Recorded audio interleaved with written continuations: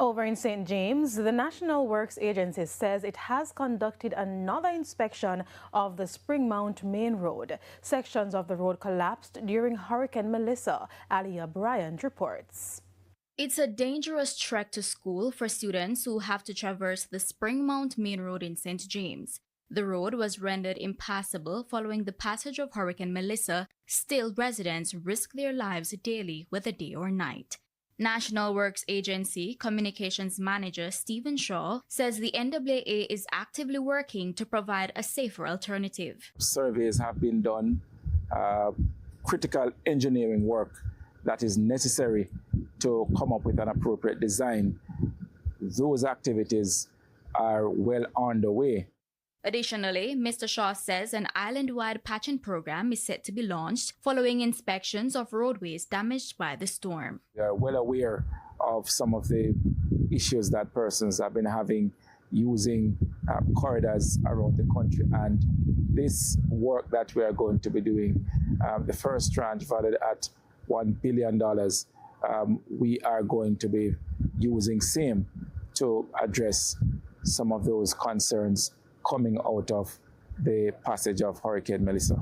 He's also imploring drivers and pedestrians not to ignore the warning signs at either end of the road, noting that anyone choosing to travel the area does so at their own risk. There are two signs at either end of the breakaway indicating that the road is closed. And I don't think that anyone who has the gift of sight can miss the two signs that are there. Either they're coming from the direction of Point, or they're coming from the direction of Montego Bay.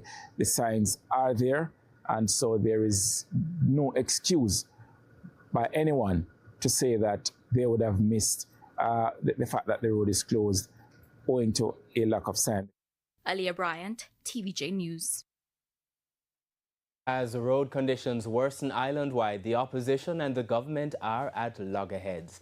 It comes as opposition spokesman on roads and works, Richard Azan, calls for the government to account for the millions of dollars spent on the Spark program.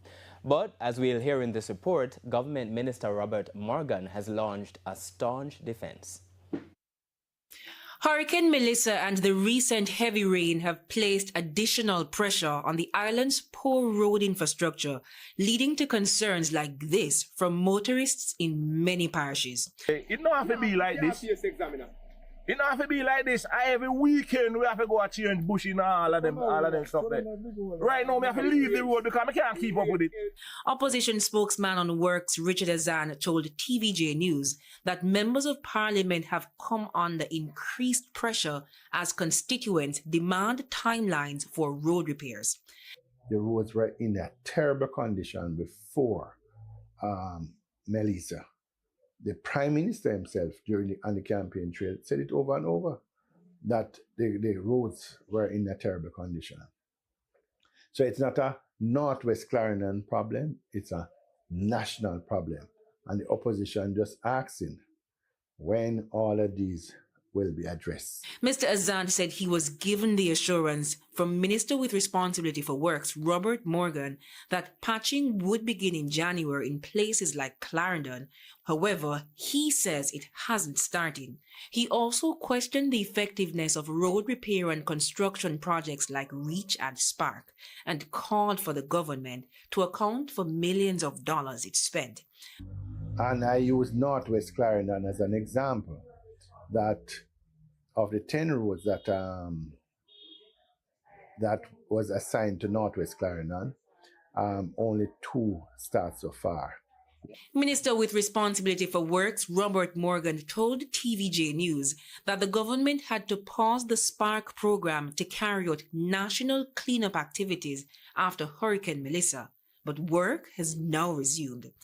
Well, I know that the opposition spokesperson needs to say something, but I would suggest to him that because he needs to say something doesn't mean he must always say anything. The roads are in a much better condition now under this administration than when he was there. Under his administration, when he was there, he was spending $500 million a year on road rehabilitation. Last year, we spent $8 billion. But what is also clear from our observation is that many roads island-wide are still in a poor state. And we're supposed to really start our patching program this month, which is going to go all island across all constituencies. And this is in response to the damage that was caused by Hurricane Melissa. We wanted to start this patching in December, but usually our asphalt plants close off in December, so we have to wait until they open, and most of them are going to open next week. There were also concerns about the latest motor vehicle crash in Westmoreland, which claimed the life of 4 people.